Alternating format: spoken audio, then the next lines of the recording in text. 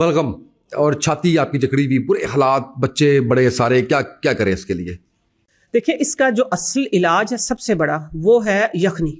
ठीक है, जो अफोर्ड करते हैं आप, ठीक है। हड्डियों की यखनी लें, आप चिकन लें, आप बीफ की लें, आप किसी की भी लें, लेकिन हड्डियों की होनी चाहिए, किसी की भी हड्डियों की यखनी हो। आप यखनी सिर्फ 2 से 3 एक दिन में 2 से 3 कप ले लें, शाम तक इंशाल्लाह आप रिलैक्स हो जाएंगे। बलगम फट के निकल जाएगी। ओके। हाँ जी, ये बहुत आसान है। लेकिन उसके अलावा भी मैं आपको बताती हूँ। उसके अलावा ये है कि आपको मैं एक चटनी बताती हूँ अनोखी, ठीक है। चटनी खाएं और फिर ऊपर से गर्म पानी, कहवा, आप कुछ भी चीज ले लें, ठीक है। गर्म चीज कोई भी ले लें, अदरक हो उसके अंदर, ठीक है।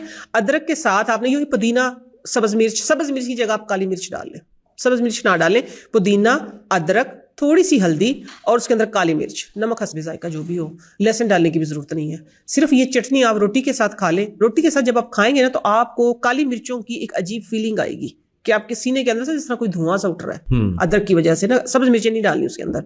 बाद में आप गर्म कहवा, गर्म पानी, कोई भी चीज लें। मैं कहती हूँ कि जो आप कह रहे हैं कि आपको सांस लेने में प्रॉब्लम हो रही है, एकदम से यूं लगता है कि खांसी के साथ बाहर आएगा सब कुछ, इंशाल्लाह उससे आपको रिलीफ मिल जाएगा फौरन से। ये अनोखा है, मैं बता रही हूँ, जबरदस्त। हाँ, ये बहुत मुद्दा भी है, कर भी लेते हैं, अमूमन कर लेते हैं। बड़ी इलायची होती है ना, बड़ी इलायची और जो लौंग का ऊपर वाला फूल होता है, बड़ी इलायची के चंद दाने, ठीक है, और जो लौंग का जो फूल होता है वो आपने तवे के ऊपर जला लेना उसको, ठीक है। जला के उसको और शहद में मिला के चाट लें, दिन में 3, 4, 5 बार, जितनी बार भी फिंगर के साथ चाट लें। इंशाल्लाह ये बलगमी खांसी का बेहतरीन इलाज है, बेहतरीन।